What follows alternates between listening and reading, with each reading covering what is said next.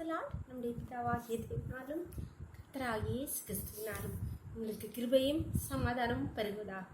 இந்த நாளிலும் கூட நமக்கு ஜீவனை தந்ததும் இல்லாமல் நையும் பாராட்டினார் அல்லவா? அவரை துதிக்கலாமா? ஆயிரம் ஆயிரம் நன்மைகள், ஆயிரம் ஆயிரம் நன்மைகள் அனுதினம் என்னை சூழ்ந்திட, கிருபையும் இரக்கம் அன்பும் கொண்டீரே.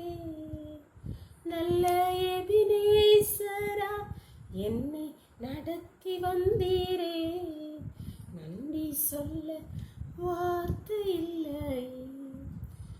நல்ல எபினேசரா என்னை நடத்தி வந்தீரே, நன்றி சொல்ல வார்த்தை இல்லை.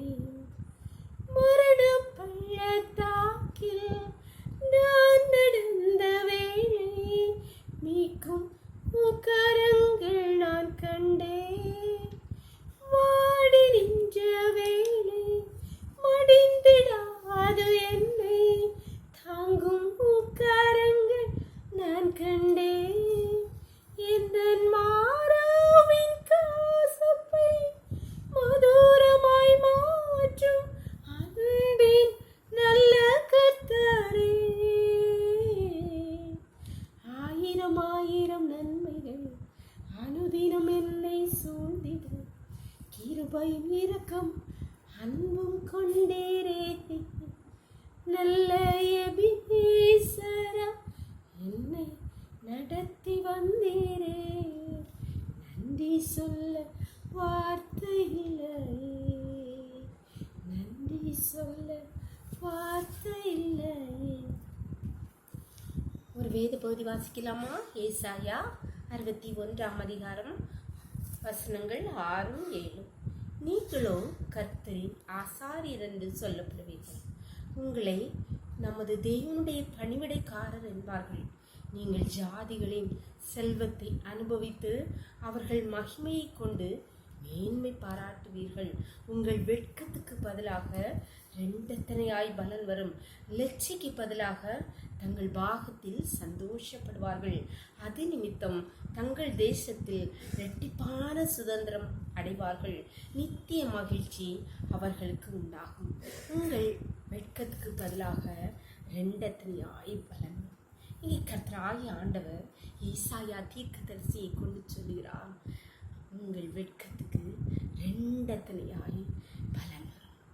அநேக சூழ்நிலைகளிலே நம்முடைய குடும்ப வாழ்க்கையிலே இந்த கூனி குறுகி வெட்கப்பட்டு அவமானப்பட்ட சூழ்நிலைகள் நம்ம எல்லாருடைய வாழ்க்கையில் அநேகத்தை கடந்து வந்திருப்போம், கடந்து கொண்டு இருப்போம், இனியும் வரலாம்.